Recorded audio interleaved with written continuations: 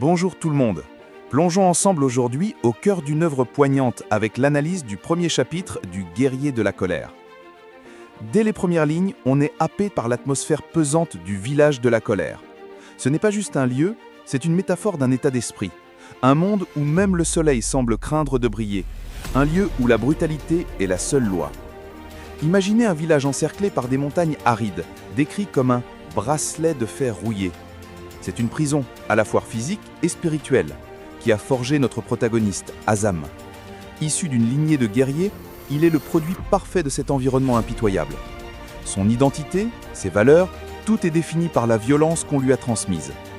Il est l'incarnation même de la force brute, une masse de muscles saillants avec un regard aussi tranchant qu'une lame d'épée.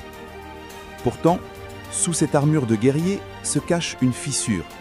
Le texte nous souffle que Azam possède une sensibilité rare qui n'avait jamais trouvé d'exutoire.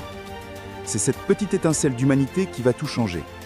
Le point de rupture arrive après son 99e crime.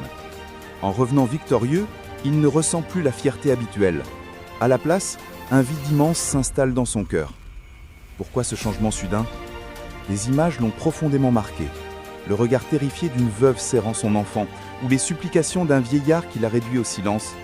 Ces éclats d'innocence brisée percent sa carapace de guerrier et le forcent à s'interroger.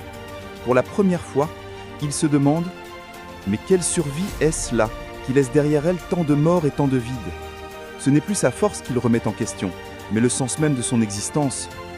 Azam, le guerrier que rien n'effraie, ressent la peur pour la première fois. Mais ce n'est pas la peur d'un ennemi extérieur, c'est la peur de lui-même, des ténèbres qu'il habite. En voyant son reflet dans l'eau, il réalise le monstre qu'il est devenu. Cette prise de conscience est terrifiante. A-t-il dépassé le point de non-retour ? Peut-il encore être sauvé ? C'est sur ce suspense insoutenable que nous laisse l'auteur, nous donnant terriblement envie de découvrir la suite du parcours d'Azam.